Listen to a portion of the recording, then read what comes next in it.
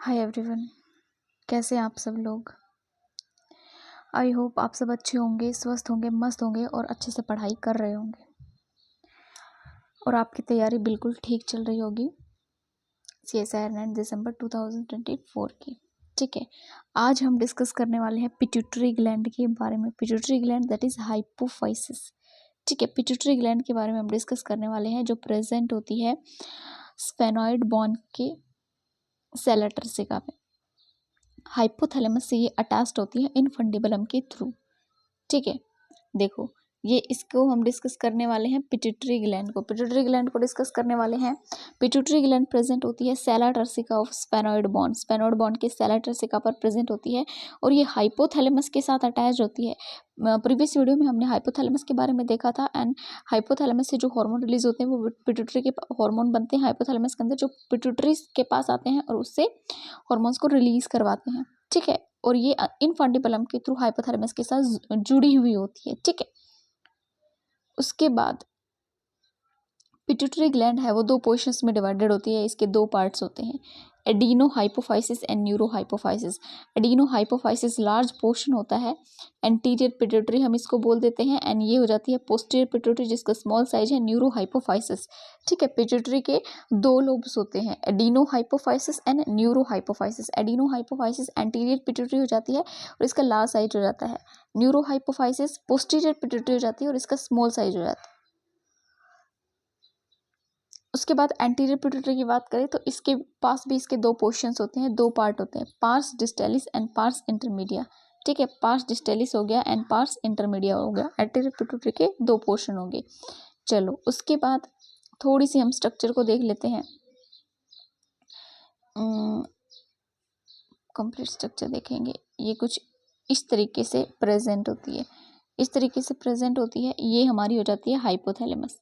ठीक है, हाइपोथैलेमस है और हाइपोथैलेमस से ये सर्कुलेटरी सिस्टम के थ्रू हार्मोन इधर आ रहे हैं। ठीक है, इधर एंटीरियर हाइपोथैलेमस से जो हार्मोन रिलीज होते हैं वो एंटीरियर पिट्यूटरी के पास आएंगे एंड एंटीरियर पिट्यूटरी से जो एंटीरियर पिट्यूटरी खुद बनाती है उसके हार्मोन्स को रिलीज करवाएंगे हाइपोथैलेमस के हार्मोन्स। लेकिन पोस्टीरियर पिट्यूटरी के केस में ऐसा नहीं होता है, हाइपोथैलेमस के अंदर ही हार्मोन बनेंगे और वो डायरेक्ट पोस्टीरियर पिट्यूटरी से रिलीज हो जाएंगे। Oxytocin and anti diuretic hormone, ये ट्रेस हार्मोन नहीं होते हैं। ठीक है, उसके बाद डायग्राम के बाद देखो, tropic hormone primary function to regulate hormone secretion by another endocrine gland. Tropic hormone ऐसा हार्मोन होता है जो किसी दूसरी ग्लैंड के पास जाकर के उसके हार्मोन्स को रेगुलेट करने का काम करता है। ठीक है, उसके बाद देखो पास डिस्टेलिस एंड पास इंटरमीडिया से क्या क्या किस तरीके से रिलीज होता है, कौन कौन से हार्मोन रिलीज होते हैं। बेसिकली ओवरऑल 7 हार्मोन्स जो हैं वो रिलीज होंगे। ओवरऑल 7 हार्मोन्स रिलीज होते हैं, जिसमें से हम देखने वाले हैं सबसे पहले ग्रोथ हार्मोन रिलीज होगा पार्स डिस्टेलिस से। हालांकि जो ह्यूमंस होते हैं उनके अंदर pars distalis and pars intermedia दोनों ही आपस में थोड़ा बहुत जुड़े हुए होते हैं। ठीक है, लेकिन बहुत सारे ऑर्गेनिज्म के अंदर दोनों सेपरेट भी प्रेजेंट होते हैं। पार्स डिस्टेलिस के 7 हार्मोन्स, पूरे पार्स डिस्टेलिस और पार्स इंटरमीडिएट दोनों को मिलाकर के ही 7 हार्मोन रिलीज होते हैं। सबसे पहला हार्मोन जाता है हमारे पास ग्रोथ हार्मोन, उसके बाद prolactin hormone, thyroid stimulating hormone. Thyroid stimulating hormone जो है ये थायराइड हार्मोन रिलीज करवाता है थायराइड ग्लैंड के पास जाकर के। उसके बाद एडिनोकॉर्टिकोट्रोपिक हार्मोन, उसके बाद आ जाता है ल्यूटिनाइजिंग हार्मोन। ठीक है, एडिनोकॉर्टिकोट्रोपिक जो है ये कॉर्टिकोट्रोपिन्स को रिलीज करवाएगा, LH ल्यूटिनाइजिंग हार्मोन। उसके बाद FSH फॉलिकल स्टिमुलेटिंग हार्मोन। ठीक है, उसके बाद आ जाता है हमारे पास मेलेनोसाइट स्टिमुलेटिंग हार्मोन।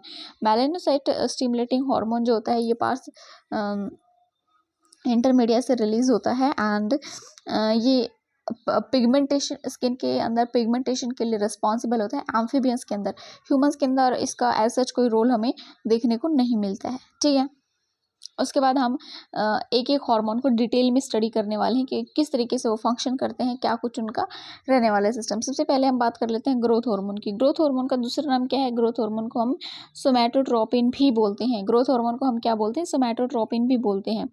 ठीक है, ये सेल डिवीजन सबसे पहले क्या करता है, अमीनो एसिड को सेल के अंदर लेकर आएगा, उससे क्या बनवाएगा, प्रोटीन बनवाएगा, और प्रोटीन बनेगा तो सेल की ग्रोथ होगी and overall tissue growth and organ growth को ये क्या करेगा, प्रमोट करेगा। सेल डिवीजन को भी ये प्रमोट करता है, स्टिमुलेट करता है, सेल डिवीजन को स्टिमुलेट करता है डायरेक्टली नहीं इनडायरेक्टली, किससे, माइटोजन से। ठीक है, किस तरीके से, देखो ये माइटोजन क्या होता है, आईजीएफ हो जाता है, इंसुलिन लाइक ग्रोथ फैक्टर है जो लीवर से रिलीज होता है, एज ए हार्मोन के जैसे एक्ट करता है, हार्मोन के जैसे एक्ट करता है, ये एक माइटोजन के जैसे एक्ट करता है जो सेल डिविजन में हेल्पफुल होता है। इस तरीके से ये कुछ ग्रोथ हार्मोन का फंक्शन हो जाता है। उसके बाद हम नेक्स्ट हार्मोन पर चलते हैं, दैट इज प्रोलैक्टिन। प्रोलैक्टिन एक पेप्टाइड हार्मोन होता है। प्रोलैक्टिन क्या होता है, एक पेप्टाइड हार्मोन होता है।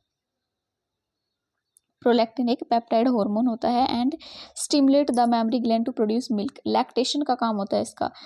ड्यूरिंग प्रेगनेंसी ये क्या करता है, मेमरी ग्लैंड्स में मिल्क प्रोडक्शन का काम करेगा। उसके बाद एनलार्जमेंट ऑफ मेमरी ग्लैंड, ये दोनों इसके फंक्शन हो गए। फिर नेगेटिव फीडबैक देगा हाइपोथैलेमस को। हाइपोथैलेमस को नेगेटिव फीडबैक देगा कि वो गोनेडोट्रोपिन्स को रिलीज ना करें, और गोनेडोट्रोपिन रिलीज होंगे तो ओव्यूलेशन होगा एंड ओव्यूलेशन को प्रिवेंट करने के लिए, उसको रोकने के लिए ड्यूरिंग प्रेगनेंसी हाइपोथैलेमस को ये नेगेटिव फीडबैक देगा कि भैया अभी गोनेडोट्रोपिन को रिलीज नहीं करना है, एलएच एंड एफएसएच को रिलीज मत करो। और एलएच और एफएसएच रिलीज नहीं होंगे तो क्या होगा, ओव्यूलेशन नहीं होगा, जैसा कि प्रेगनेंसी में होता नहीं है। ठीक है, उसके बाद एडिनोकॉर्टिकोट्रोपिक हार्मोन की बारी आ जाती है। एडिनोकॉर्टिकोट्रोपिक हार्मोन ये पॉलीपेप्टाइड, उससे थोड़ा बड़ा होता है, जो पेप्टाइड का हार्मोन है उससे थोड़ा बड़ा साइज में होगा adrenocorticotropic hormone. Corticosteroids by adrenocortical cell of adrenal cortex. ठीक है, जो एड्रिनल ग्लैंड होती है ना हमारी, एड्रिनल ग्लैंड, उसका जो कॉर्टेक्स पोर्शन होता है उससे ये क्या करवाता है, एड्रीनोकॉर्टिकल सेल्स से का क्या करवाएगा, कोर्टिकोस्टेरॉइड हार्मोन रिलीज करवाता है। ठीक है, उसके बाद हमारे पास आ जाता है thyroid stimulating hormone. Thyroid stimulating hormone obvious सी बात है, ये थायराइड ग्लैंड के पास जाएगा और उससे थायराइड या T3 या फिर T4 इस तरीके से थायरोक्सिन ये सब रिलीज होगा। ठीक है, उसके बाद आ जाता है follicle stimulating hormone. Follicle stimulating hormone का मेल और फीमेल दोनों के अंदर ही अलग अलग फंक्शन होता है। देखो मेल के अंदर ये क्या करेगा, सेमनीफेरस ट्यूब्यूल्स को क्या करता है, एक्टिवेट करेगा स्पर्म प्रोडक्शन को स्टिमुलेट करने के लिए। बेसिकली एफएसएच का काम होता है गैमेट प्रोडक्शन करना। ये क्या करेगा, गैमेट प्रोडक्शन को प्रमोट करता है। अब मेल गैमेट है वो सेमनीफेरस ट्यूब्यूल्स के अंदर बनता है, इसीलिए ये उनको स्टिमुलेट करेगा, और फीमेल के अंदर ओवरियन फॉलिकल्स की ग्रोथ को इंक्रीज करेगा। साथ ही साथ ओवरीज से एस्ट्रोजन को भी रिलीज करवाता है एफएसएच।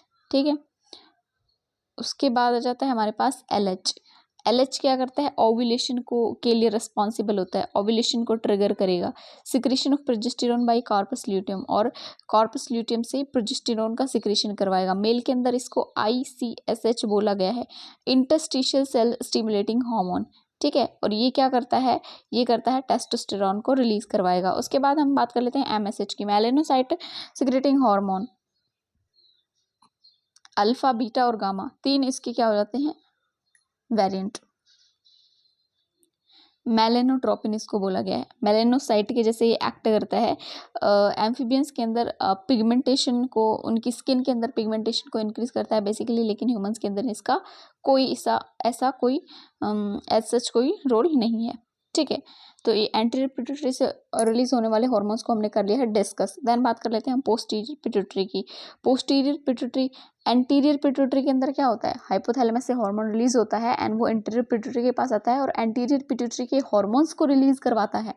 लेकिन पोस्टीरियर पिट्यूटरी के अंदर हमें क्या देखने को मिलता है कि ये खुद सिंथेसाइज नहीं करती है, ये हाइपोथैलेमस के हार्मोन्स को ही स्टोर कर लेते हैं, देन उसको रिलीज कर देती है। सबसे पहला हार्मोन आता है oxytocin, stimulate uterine contraction at the time of child birth, इसलिए इसको बर्थ हार्मोन भी बोला गया है, क्योंकि चाइल्ड बर्थ के लिए ये क्या करता है, पेल्विक गर्डल को वाइड कर देता है ताकि चाइल्ड का बर्थ है वो इजीली हो सके, यूटेराइन कॉन्ट्रैक्शन को स्टिमुलेट करता है। ठीक है, उसके साथ ही साथ ये मेमोरी ग्लैंड से मिल्क का रिलीज भी करवाता है। जो आसपास की जो सेल्स होती हैं उनको कॉन्ट्रैक्ट करवा देता है, और कॉन्ट्रैक्शन से क्या होता है, मिल्क है वो बाहर निकलता है। ऑक्सीटोसिन को हम दूसरा नाम क्या बोल सकते हैं, पिटोसिन। ऑक्सीटोसिन का दूसरा नाम पिटोसिन। इसका रोल मेल के अंदर एंड नॉन प्रेग्नेंट फीमेल के अंदर, नॉन प्रेग्नेंट फीमेल के अंदर कोई कुछ रोल देखने को नहीं मिलता है। ओनली प्रेग्नेंट फीमेल के अंदर ही ऑक्सीटोसिन का रोल हमें देखने को मिलता है। तो इसको हम बर्थ हार्मोन बोल देते हैं। बेसिकली चाइल्ड बर्थ में इसका यूज होता है। मेल के अंदर, नॉन प्रेग्नेंट फीमेल के अंदर इसका कोई रोल नहीं होता है। ठीक है, उसके बाद आता है हमारे पास ADH, anti diuretic hormone and vasopressin. Anti diuretic hormone या फिर वैसोप्रेसिन, इसका क्या काम होता है, increase resorption of water bye distal convoluted tubule and collecting duct. Collecting duct से वाटर को रीएब्जॉर्ब करवाएगा ये। ठीक है, अगर हम पानी कम पिएंगे तो उस कंडीशन में क्या, देखो अगर हम पानी पी रहे हैं या पानी नहीं पी रहे हैं, बॉडी फ्लूइड को मेंटेन करना तो बॉडी की जिम्मेदारी है। हमारी बॉडी जो है अपने फ्लूइड्स को मेंटेन करना जानती है, चाहे हम पानी कम पी रहे हैं या ज़्यादा पी रहे हैं। अगर हम पानी कम पीते हैं तो क्या होगा, ADH ज़्यादा रिलीज होगा, और ये क्या करेगा, DCT एंड CD से क्या करवाएगा, वाटर जितना भी हमने पिया है उसको क्या ये कर लेगा, रीअब्सॉर्ब कर लेगा, उसको यूरिन के साथ पास आउट नहीं होने देगा। ठीक है, वाटर के लॉस को रिड्यूस कर देगा, क्योंकि हमने पानी कम पिया है। लेकिन अगर हम ज़्यादा पानी पीते हैं तो ये इजीली उसको पास होने देता है। ठीक है, तो वाटर के लॉस को ये रिड्यूस करने का काम करता है। एक वैसो कंस्ट्रिक्टर भी होता है। ठीक है, वैसो कॉन्स्ट्रिक्शन का क्या मतलब होता है, जैसे कि ये क्या होता है, एक पोटेंट वैसो कॉन्स्ट्रिक्टर होता है। वैसो कॉन्स्ट्रिक्शन का क्या मतलब होता है, जैसे कि ये हमारी ब्लड वेसल है, ये ब्लड वेसल का, एक सेकेंड, ये देखो, ये हमारी ब्लड वेसल है, ब्लड वेसल जिसमें से ब्लड मूव करता है। ठीक है, तो ब्लड वेसल का साइज कुछ इतना है, इसकी कुछ डायमीटर इतनी है। ठीक है, तो ये उसको क्या करता है, उसकी डायमीटर को कर देता है इतना कम। डायमीटर हो गई है यहाँ पर कम, और डायमीटर फ्लूइड उतना ही है, और डायमीटर कैसी हो गई है, कम हो गई है। तो इसमें ज़्यादा स्पीड से ब्लड मूव करेगा या इसमें करेगा, जिसकी डायमीटर कम है उसमें से लिक्विड स्पीड से मूव करता है। इसलिए क्या होता है, ब्लड का जो प्रेशर है, यहाँ पर प्रेशर ज़्यादा आएगा, यहाँ पर जो ब्लड है यहाँ पर प्रेशर ज़्यादा आएगा, तो ये इससे ऐसे में कन्वर्ट कर देता है, एंड यहाँ पर आता है प्रेशर, और ये क्या करेगा, ब्लड प्रेशर को इंक्रीज करने का काम करेगा फिर। ठीक है, अगर ADH नहीं है, ADH के एब्सेंस में क्या होता है, यूरिन का आउटपुट जो है वो 10 फोल्ड्स इंक्रीज हो जाता है। ठीक है, अल्कोहल ड्रिंक करने के बाद या अल्कोहल को कंज्यूम करने के बाद बॉडी के अंदर ADH है वो इनहिबिट हो जाएगा, ADH रिलीज नहीं होगा, और ADH रिलीज नहीं होगा तो हमें क्या, फ्रीक्वेंट यूरिनेशन देखने को मिलता है। फ्रीक्वेंट यूरिनेशन, क्योंकि होगा क्या कि वाटर को एब्जॉर्ब नहीं कर पाएगा, वाटर एब्जॉर्ब नहीं कर पाएगा तो बाहर वो तो पास होना ही है, देन फ्रीक्वेंट यूरिनेशन देखने को मिलता है। आई होप आप सबको पसंद आया है होगा, समझ आया होगा। ये कुछ हॉर्मोन्स थे, कुछ नहीं, सभी हॉर्मोन्स को हमने डिस्कस कर लिया है जो पिट्यूटरी ग्लैंड से रिलीज होते हैं। CSIR नेट के पॉइंट ऑफ व्यू से बहुत ज़्यादा इंपॉर्टेंट है, हॉर्मोन से क्वेश्चन आते ही आते हैं। Thank you.